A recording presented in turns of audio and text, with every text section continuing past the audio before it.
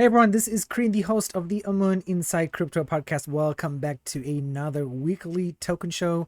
We talk about an ecosystem. Today we are looking at Solana. I know there's so much going on, and I know those of you who are FTX holders, I'm really sorry for what's happened. Please accept my apologies and just hang in there. Try not to worry. Just remember there's more to life. You got to keep going. Okay, I don't want to turn this into anything else, so I'll leave that at that. As usual, we are going to jump into our TLDR. There's so much going on. You just have to keep reading the news, checking the news every day. One of the things you'll notice about today's episode is there's a lot of stories connected to FTX because FTX was one of the biggest proponents of Solana, investors in Solana. You guys would have probably heard about me talking about VCs and a lot of people hate Solana because of VCs, and FTX is attached to that. The next thing we're going to talk about today is risk exposure, right? Because a bunch of really big companies, again, you've probably seen the graphics. If we had time for today's show, I'd probably share those with you. But there are quite a lot of entities who have been exposed monetarily and through risk to FTX and all their dealings. The next thing we're going to talk about is forked Serum. Serum is like the equivalent of Uniswap on Ethereum, and you guys know Uniswap from our DFI token. So Serum was also being controlled by FTX, and so everyone in Solana was like, no, we can't keep using Serum. And so they forked Serum, and there's a new thing called Open Serum. Another thing you'll see is just the state of the market, which we'll probably look at in just a few seconds.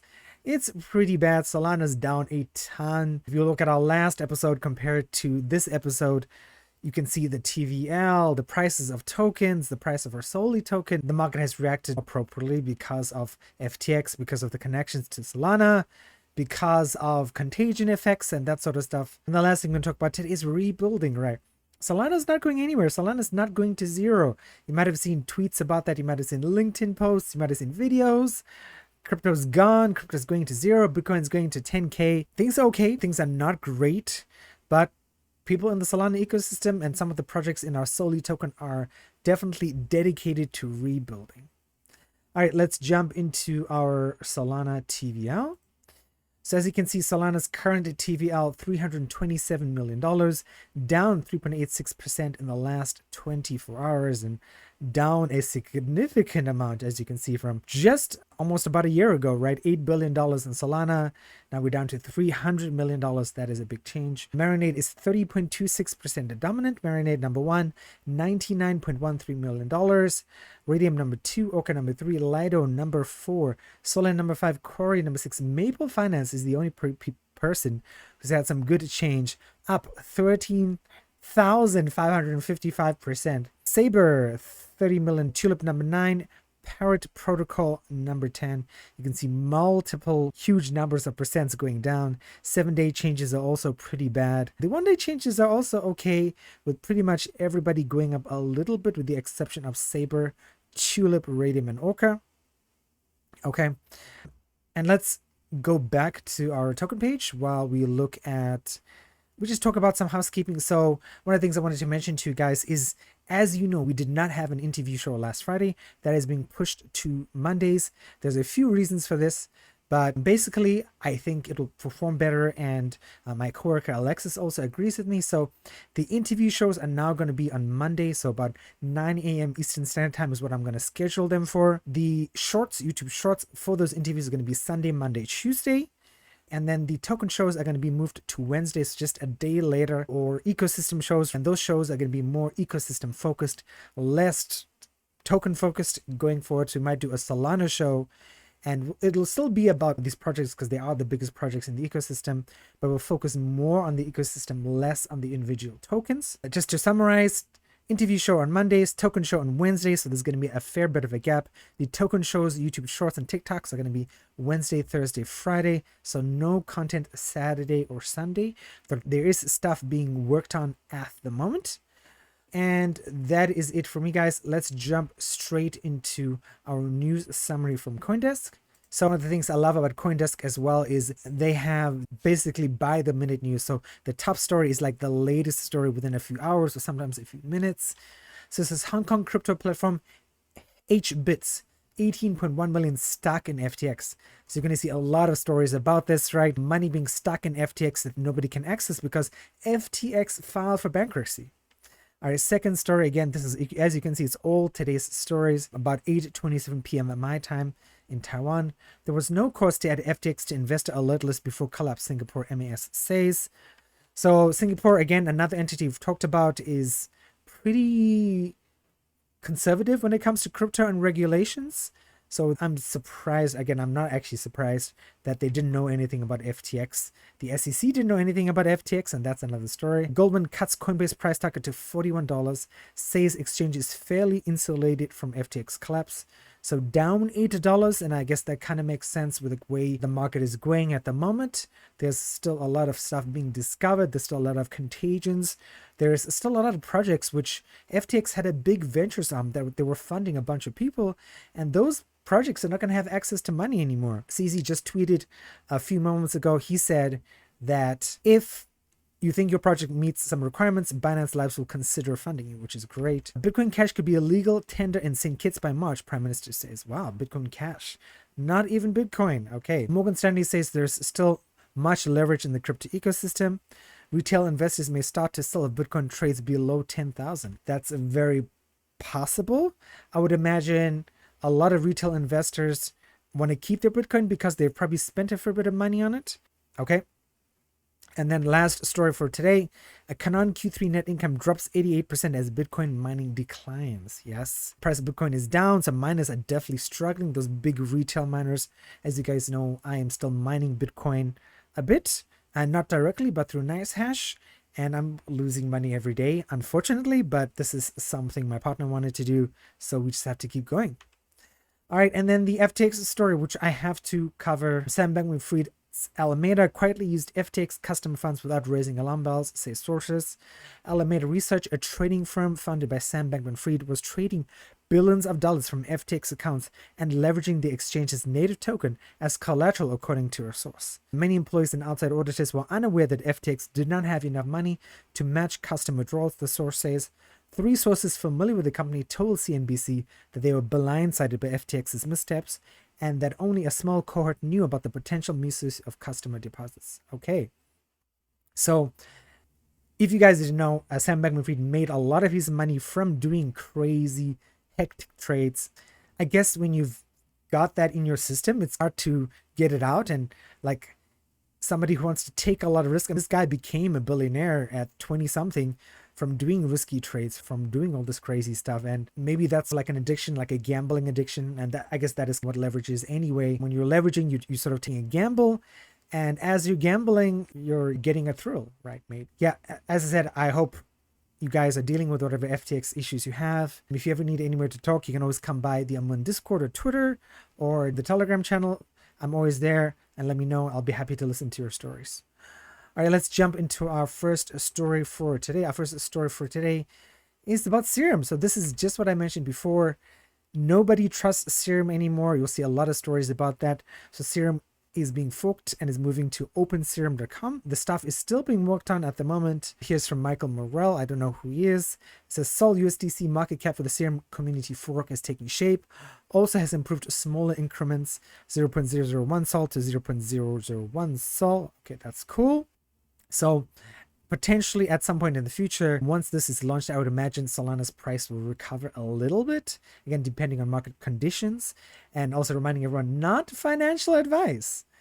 Okay, and that is it for this story. Let's move on to Marinade. So this is Pummer Bulls on Solana. This past week, the Marinade team attended the Breakpoint Hacker House and MEV conferences, collaborating with our fellow builders and each other. Why we're still bullish and will remain exclusively on Solana. Solana blockchain continues its acceleration, Quick MEV, etc., all advancing while Fire Dancer by Jump is turning heads, pushing the limits of blockchain performance. 1.2 million raw transactions per second. It's possible.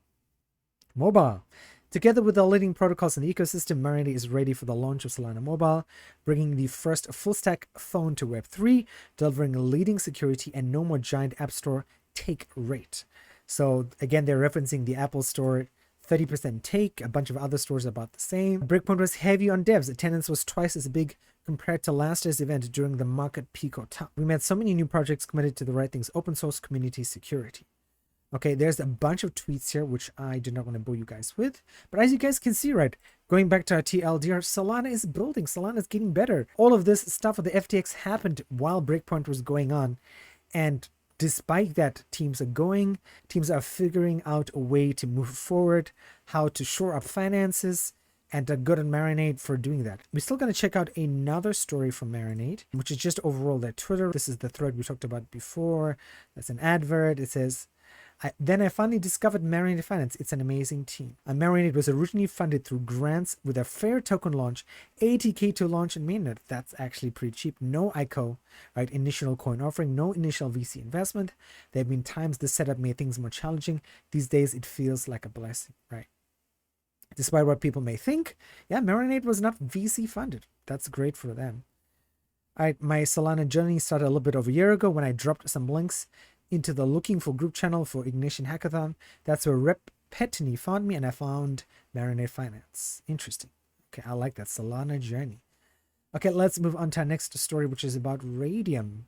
All right, a couple of updates given recent events. In an effort to limit any exposure to third-party protocols, the AMM paused the market making on Serum. 100% of AMM liquidity is now contained in the pools, and no liquidity is being shared to Serum. Again, another story about how most protocols are stopping using Serum. Raydium has some more information over here. Swaps and trades in Raydium continue as normal within the pools. CLMM pools are also being self-contained and do not share liquidity to Serum. New order creation on the Raydium trading subdomain GUI, a graphical user interface that accesses the Serum DEX, will be paused from November 21st. So yeah, November 21st, no more Serum. Okay, canceling and settling orders will remain open for the time being. However, users should consider canceling and settling existing orders immediately.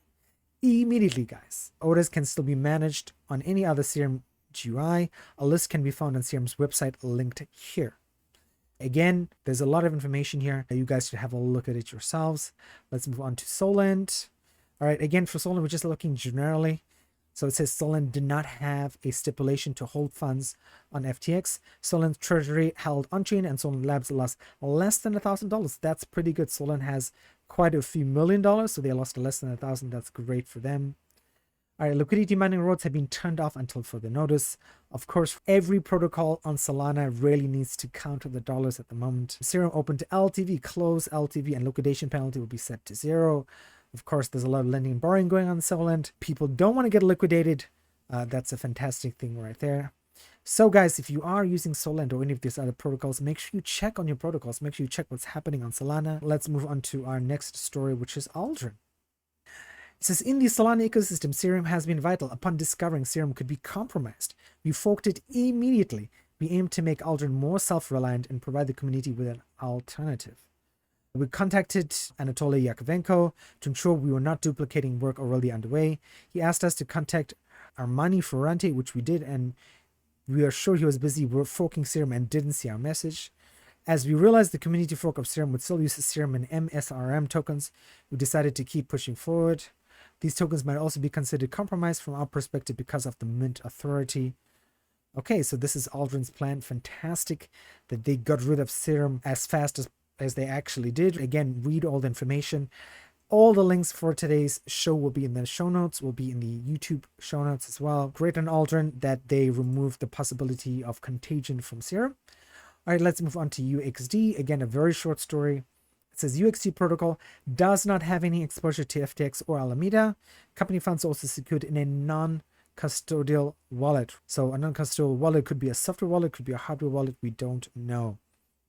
This guy says, run from Solana fast, please. Again, there are a lot of doubts about Solana. And again, my personal opinion, I think Solana is still there. Solana is still a great place for NFTs. Solana is still a great place for DeFi, affordable transactions, right? There's a lot going on there. You guys know I talk about Polygon a lot and not so much about Ethereum, but I think Solana is not going anywhere. Let's move on to our second to last story, which is about Mango. This is Mango V4 will use the Serum community fork. Serum community fork is the same as Open Serum. I woke up this morning to be to the devastating news that FTX security was breached last night. It is not clear which parts have been compromised, but a general warning was issued by John Ray, the new CEO. Community is the way, sir. People will leave sex and you'll come back stronger. Yes, they will. So this is about the Mango V4, and I believe we have talked about it. So I'll let you guys have a look at this link when you have some time. Okay, unlimited tokens, margin trade everywhere, no more cash, dynamic interest rates, more Serum markets. I think this is going to be removed, of course. This will probably use open Serum, extensibility schedule, and then Tulip.